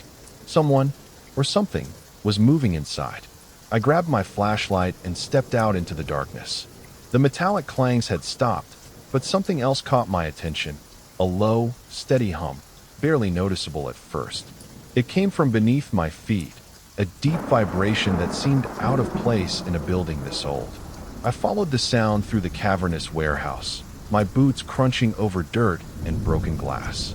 The hum grew stronger as I reached the farthest corner of the building, where rusted shelving and twisted metal beams had collapsed into a heap. And then I saw it. A hatch. It was large, round, and covered in layers of dust and grime, almost hidden beneath the wreckage. My first thought was that it had to be an old maintenance entrance, but something felt wrong. This hatch wasn't on any of the blueprints I had reviewed when I took the job. I hesitated. My instructions were clear: stay on the main floors, don't go exploring. But the hum was louder now, pulsing beneath my feet like a heartbeat. I couldn't ignore it. Against every bit of common sense, I knelt down, brushed away the debris, and gripped the rusted handle. It resisted at first, but with a groan of metal and a sharp pull, it finally gave way. A rush of stale, damp air hit my face, thick with the scent of earth and something else, something chemical. I pointed my flashlight down. A metal staircase disappeared into darkness. I swallowed hard. Then, gripping the railing, I stepped inside and began my descent. The stairs seemed endless, spiraling down into the earth. The further I descended, the stronger the hum became. My flashlight flickered, casting long, jittery shadows on the steel walls. Then, I reached the bottom. What I saw didn't make sense. This wasn't an old storage area or an abandoned sewer tunnel. It was a facility, a fully operational, high-tech bunker hidden beneath the warehouse. The air was cool and sterile, humming with electricity. Dim overhead lights cast a sickly glow over rows of sleek black computers, their monitors alive with streams of data. I stepped forward, my boots clicking against the smooth, polished floor. The walls were lined with surveillance monitors, at least 20 of them, maybe more. At first, I thought they were blank, just static-filled screens left on by accident. But they weren't. They were live feeds. I moved closer, my stomach twisting into knots. The monitors displayed real-time footage of places I recognized: government buildings, military bases, city streets. Then, my breath caught in my throat. One screen showed a view of a quiet suburban neighborhood. The image zoomed in automatically, focusing on a two-story house with a red front door. I knew that house. It was mine. I took a shaky step back, my pulse hammering in my ears. What the hell was this place? Who was running it? Why were they watching me? Then, click, a soft, deliberate sound. Metal against metal. I froze. A voice, calm and firm, cut through the silence. "You shouldn't be here." I turned slowly, my breath shallow. 5 figures stood in the doorway, blocking my only exit. They wore black uniforms, clean and precise, but without any insignias or markings. Not military, not police, not corporate security. Something else. Their faces were blank, expressionless, almost robotic, but their eyes locked onto me with purpose. One of them stepped forward, a woman, taller than the rest, her posture unnervingly rigid. Her features were sharp, symmetrical, almost too perfect. She studied me the way a scientist might observe a specimen under a microscope. When she finally spoke, her voice was smooth, controlled, rehearsed. "You have 2 choices: cooperate or disappear." I barely had time to process the words before they moved. 2 of them grabbed my arms, gripping so tightly my fingers went numb. I fought back, twisting, thrashing, but they were strong, too strong. They didn't grunt or struggle. They just restrained me with calculated efficiency. As they dragged me down the corridor, I caught glimpses of other rooms. One door, slightly ajar, revealed a sterile laboratory. Stainless steel counters lined the walls, covered in surgical tools so sharp they glinted under the fluorescent lights. Further down, another room, operating tables. Strapped to them were people, unmoving, some hooked up to strange, humming machines. Masked figures in black scrubs worked silently, their hands moving with mechanical precision. This wasn't just surveillance. This was experimentation. A cold wave of terror crawled up my spine. I had made a mistake coming down here. A mistake I wasn't sure I'd walk away from. They threw me inside without a word. I stumbled, catching myself against the cold, metal table in the center of the room. The door slammed shut behind me, the sound ringing in my ears like the final click of a prison cell. The room was small, sterile, windowless, white walls, a concrete floor. The only light came from a single, flickering bulb above me, casting long, jittery shadows that made the space feel even smaller. I turned, testing the door. No handle, no keyhole, just smooth, unbroken metal. I pounded on it, shouting, but the walls were thick, soundproof. No one would hear me. No one even knew I was here. I took a breath, forcing myself to stay calm. Think. Observe. The room was empty, except for the table. A metal slab, bolted to the floor, completely bare, except for one thing. A document. A single sheet of paper, crisp and neatly placed in the center. I hesitated before picking it up. Something about it felt wrong. Then I read it, and the air left my lungs. It was my life. My full name. My address. My bank accounts. A list of my daily habits. When I woke up. Where I shopped. What I ate. Passwords. Ones I had never written down. Never told anyone. Things no one should know. My hands began to shake. This wasn't just surveillance. This wasn't just some shadowy organization keeping tabs on random people. They had been watching me. For how long? And why? I clenched the paper so hard it crumpled in my fist. Then, the light overhead flickered again, brighter this time, buzzing like a dying insect. And in that brief flash, I noticed something. A camera. Small, barely visible, embedded into the ceiling corner. Watching me. I wasn't alone in this room. They were still watching. Time blurred. I had no way of knowing how many hours had passed. The flickering light never changed, and no one came. The silence pressed against me, thick and suffocating. I sat on the floor, back against the cold wall, my fingers gripping the crumpled document. My own life, reduced to a sheet of paper. They knew everything. But the worst part? They weren't in a rush to do anything about it. Then I heard it. A faint click. I looked up. The door unlocked. I hesitated. This had to be a test. A trap. But what was the alternative? Stay here and wait for whatever came next? Slowly, carefully, I pushed the door open. The hallway outside was dim, stretching in both directions, lined with security cameras. I held my breath. No alarms. No footsteps. The place felt empty. I moved. Keeping close to the wall, I crept past doors identical to mine. Some were bolted shut. Others had small, reinforced windows, revealing dark, empty cells inside. Then, up ahead, an opening. A tunnel. Massive, long-lined with harsh fluorescent lights that disappeared into the distance. An exit. I started toward it, heart pounding. But then, something made me stop. A row of doors on my left, holding cells like mine. One door, slightly ajar. I shouldn't have looked. I should have kept moving. But I didn't. I peered inside, and my blood turned to ice. I saw myself, standing in the dim light, dressed exactly as I was. Same face, same eyes, staring back at me. Not a reflection. Another me. He opened his mouth, but before he could speak, I heard something behind me. Footsteps. Fast. Approaching. I had seconds to decide. Run for the tunnel, or find out what the hell was going on. I couldn't move. The man, the other me, stood in the dim light, his face a mirror image of mine. But something was wrong. His skin was pale, almost sickly, dark circles carved deep into his eyes. His lips were cracked, and when he spoke, his voice was barely a whisper. Run. I swallowed hard. What? They don't let you leave. His eyes darted past me, to the corridor. They just replace you. Footsteps. Fast. Heavy. Coming straight for me. I turned just as black-clad figures burst into the hallway. I ran. I sprinted for the tunnel, lungs burning, my boots pounding against the cold floor. But they were faster. Stronger. I barely made it 5 steps before something hard slammed into my back, knocking me forward. A hand grabbed my ankle. Another wrapped around my throat. I fought. I kicked. I screamed. But it didn't matter. I was dragged backward, my fingers clawing at the floor. The fluorescent lights above blurred as I thrashed.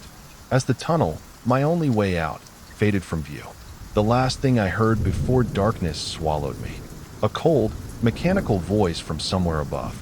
Subject 421 has failed. Prepare the replacement. Then, nothing. The highway stretched endlessly ahead of me, a narrow strip of cracked asphalt cutting through the silent night. The glow of my headlights barely touched the surrounding darkness, making the world outside my car feel vast and empty. No streetlights, no gas stations, no houses, just the occasional twisted tree reaching toward the sky like skeletal hands. I tightened my grip on the steering wheel, trying to shake off the exhaustion weighing down my eyelids. The digital clock on my dashboard read 2:13 a.m. I was still hours away from my destination, but stopping wasn't an option. Not out here. I glanced at the fuel gauge, just under a quarter tank left. Enough to get me through, I told myself. But even if I had to stop, where? I hadn't seen another car for miles, much less a gas station. The last town I passed was little more than a cluster of rundown buildings, the kind of place where the lights flickered behind dusty windows, but no one ever seemed to be inside. The road hummed beneath my tires, a steady rhythm that should have been comforting, but instead felt oppressive in the dead silence of the night. My phone sat in the cup holder, no service flashing at the top of the screen. That was expected. I knew this route well enough to know there wouldn't be a signal out here. I turned up the radio, hoping for some background noise to keep me alert. Static. Every station. I flipped through them mindlessly, but it was all the same, just white noise, empty and crackling. Sighing, I shut it off. The silence pressed in again. That was when I saw it. A shape in my rearview mirror. At first, I thought I imagined it. My mind playing tricks on me in the haze of exhaustion. But no, there it was. Headlights. Far behind me, just a pinprick of light in the distance, barely noticeable against the inky black of the night. Someone else was out here. I kept driving, pushing the thought away. There was nothing strange about another car being on the road. Maybe a trucker. Maybe someone else like me, just trying to get from one place to another. But as the minutes ticked by, I noticed something. The headlights weren't getting any closer. They weren't falling behind, either. They were just there. A constant presence in my mirror, keeping perfect pace with me, as if they had been there all along. A chill crept up my spine. I swallowed hard, trying to shake the uneasy feeling creeping through me. It was just a coincidence. Just another driver on the highway. But then I realized. I hadn't seen those headlights when I first checked my mirror. They had just appeared. I kept glancing at the rearview mirror, expecting the car to either speed up and pass me or fade into the distance. But it did neither. It just stayed there. A steady pair of headlights, unwavering in the dark. I told myself it was nothing. Just another driver keeping a consistent speed. Maybe they were tired, too, locked in the same late-night haze I was. Maybe they weren't even paying attention. Still, the feeling of being watched crawled over me like a slow-moving insect. Just to shake the tension from my shoulders, I decided to switch lanes. The highway was empty, no other cars in sight. I flicked my blinker on, eased into the left lane, and waited. The headlights followed. I frowned. That could have been a coincidence. Maybe they were also planning to switch lanes. I gave it a few seconds, then moved back to the right. They followed again. A slow, creeping unease settled in my stomach. This wasn't normal. I tried to stay rational, but my hands tightened around the steering wheel. Some part of my brain whispered that I was overreacting. Maybe it was just another nervous driver, mirroring me out of caution. Or maybe they didn't even realize they were doing it. But then I tested it again. Without signaling, I veered into the left lane. Not sharply, just a smooth, controlled shift. A second later, the car mirrored me. No hesitation. A cold prickle ran down my spine. I wasn't imagining this.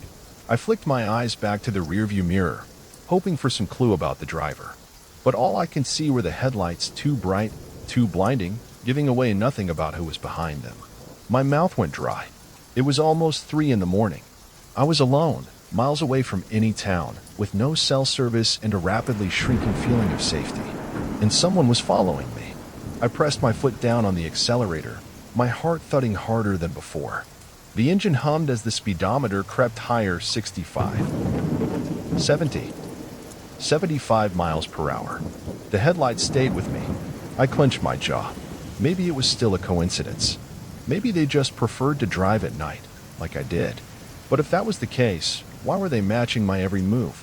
I gripped the wheel tighter, my palms damp. Fine. If they wanted to keep up, let's see how far they'd go. I pushed it to 80. For a few seconds, I thought I'd lost them. The headlights shrank slightly in the mirror, and a relieved breath started to slip from my lips. Then they surged forward. My stomach twisted as the bright orbs grew larger again, closing the gap effortlessly. I forced myself to breathe, stay calm, think logically. I took my foot off the gas, letting my speed drop down gradually. 75, 70, 60, 55. The car behind me didn't speed up to overtake me. They just slowed down with me. Exactly. Panic gnawed at the edges of my thoughts. I told myself there had to be a rational explanation. Maybe they were nervous about passing in the dark. Maybe they didn't want to drive alone and felt safer keeping another car in sight. Or maybe... I swallowed hard. Maybe this wasn't some random traveler at all. Maybe they were following me on purpose. I shook my head, refusing to let my imagination run wild. There was no proof. I just needed to be careful, keep driving, and the headlights flickered. I froze. It wasn't a normal flicker, like someone hitting a bump in the road. It was deliberate.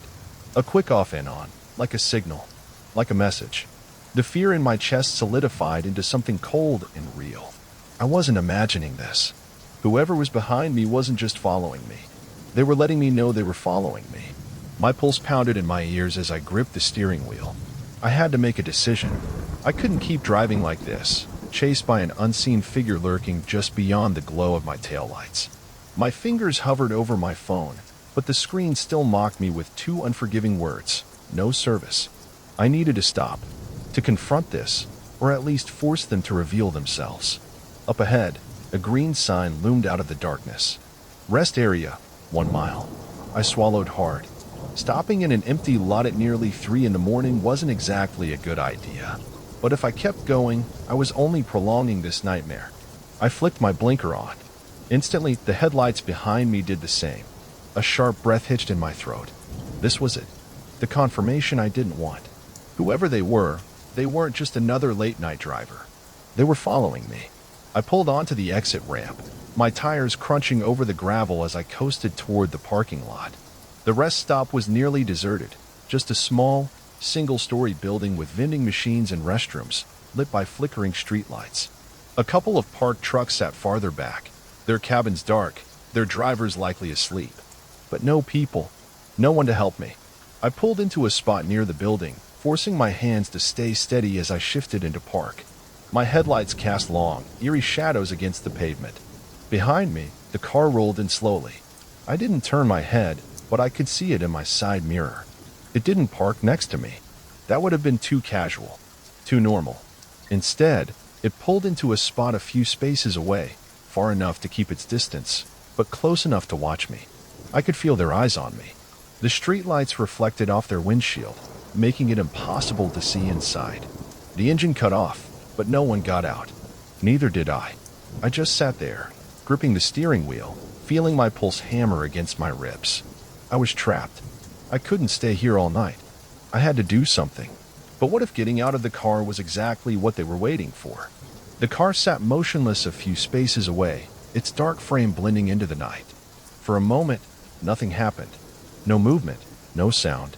Just the dull hum of the vending machine outside the rest stop and the distant rustling of wine through the trees. Then, slowly, the driver's side door creaked open. A figure stepped out. Tall, broad-shouldered. Their face was swallowed by shadows, but their posture was deliberate, not hesitant, not uncertain. My breath caught in my throat. They stood there for a moment, just watching. Then they started walking toward me. Not running, not rushing. Just a steady, unhurried pace. As if they already knew how this was going to end. A shudder ran through me. Every instinct in my body screamed at me to lock the doors, drive away, do something. My fingers fumbled for the door lock, slamming it down with a dull thunk just as the figure reached the edge of the dim light cast by the street lamp. They didn't flinch. They didn't stop. They just kept coming. I reached for the ignition, my breath coming in short gasps. But my hands were slick with sweat, shaking too hard to grip the key properly. The figure was only a few feet away now. My headlights caught just enough of their features to make my stomach twist. A jacket, dark and heavy, like something meant for colder weather. Long pants, scuffed boots, and their face. I still couldn't see it. Something about the way the shadows played over their features made them look unreal, hollow. They raised a hand. Not to knock, not to wave. Just a slow, deliberate motion, as if reaching for the door handle. And I realized, with a sickening jolt, they knew it was locked. They were checking, testing, seeing if I had made a mistake. The moment stretched unbearably. I had seconds to react. Seconds before they tried something else. Before they found another way in. I had to move. Now, the figure stopped just outside my driver's side window. For a moment, they just stood there, unmoving. Then, knock, knock. I flinched, my breath catching in my throat. I could hear my pulse pounding in my ears, my body screaming at me to stay still. Don't engage, just drive. But then the figure shifted under the dim glow of the streetlight, and for the first time, I really saw him. A man, middle-aged, maybe late 50s, with a weathered face and deep lines etched into his forehead. He wore a trucker's cap pulled low over thinning hair, and his heavy jacket was scuffed and worn at the sleeves. His expression wasn't menacing. If anything, he looked concerned. He knocked again, a little softer this time. I hesitated. Every part of me was still tangled in fear, but something in his posture made me pause. He wasn't trying to yank the door open. He wasn't pounding on the window, demanding I get out. I swallowed hard. Against my better judgment, I reached for the window controls and cracked it open just an inch. Just enough to hear him, not enough for him to reach inside. "Miss," he said, his voice gruff but not unkind. "Are you okay?" I didn't answer. My throat felt too tight, my hands still gripping the steering wheel like a lifeline. He sighed, rubbing a hand over his stubbled jaw. "I was behind you for a while. Noticed you kept speeding up, slowing down, switching lanes. Thought maybe you were tired, or your car was acting up." He paused. "Didn't mean to spook you. I just wanted to make sure you were all right." His words sank in, cutting through the thick fog of panic in my brain. I replayed the last hour in my head. The headlights, the way they never passed me, the way they mimicked my movements. It had all felt so deliberate, so sinister.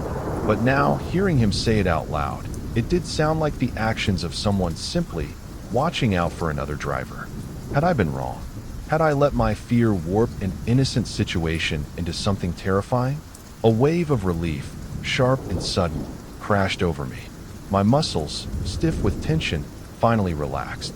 I let out a shaky breath, feeling a flush of embarrassment creep up my neck. I thought.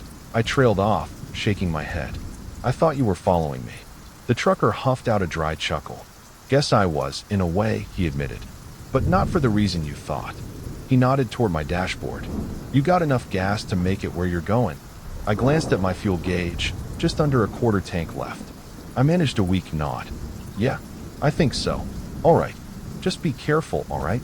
Road's dead quiet this time of night. He gave me a small, reassuring smile. Sometimes our own minds play tricks on us. I nodded again, feeling my heart finally start to slow. I had let my imagination get the best of me. I had been afraid for nothing, hadn't I? I let out a shaky breath, finally allowing the tension to drain from my body. The trucker had been watching out for me, not stalking me. I had let my own fear twist the situation into something sinister. I felt stupid. Thanks, I murmured, offering him an apologetic smile. I think I just freaked myself out. Happens to the best of us, he said, giving a small chuckle. You drive safe now, all right? I nodded and reached for the ignition. But out of habit, just one last time, I glanced up at my rearview mirror, and every ounce of warmth in my body vanished. The car, the one that had followed me for miles, the one that had parked a few spaces away, just sitting in the dark. It was still there, but the driver's seat was empty. My breath hitched. My fingers went numb against the key. The trucker, already turning to walk back to his rig, noticed my frozen expression. His brows knitted together. What's wrong? I couldn't speak. I could barely think. My mind screamed at me to move, to drive, to get away. Instead, my lips barely formed the words. If you're here, who was in that car? The trucker followed my gaze. His expression darkened. Something in his posture shifted, no longer casual, no longer reassuring. He took a slow step toward the other vehicle, his boots crunching against the gravel. I wanted to scream at him to stop. Then I saw it. The door of the darkened vehicle. It was slightly ajar, as if someone had already stepped out, as if they were already here, watching, waiting, and I had never even seen them move. And so, dear listeners, we reach the end, or perhaps just another beginning. If you enjoyed tonight's journey into the shadows, be sure to like, subscribe, and let me know in the comments which story haunted you the most. But before you go, remember, the dark is never truly empty.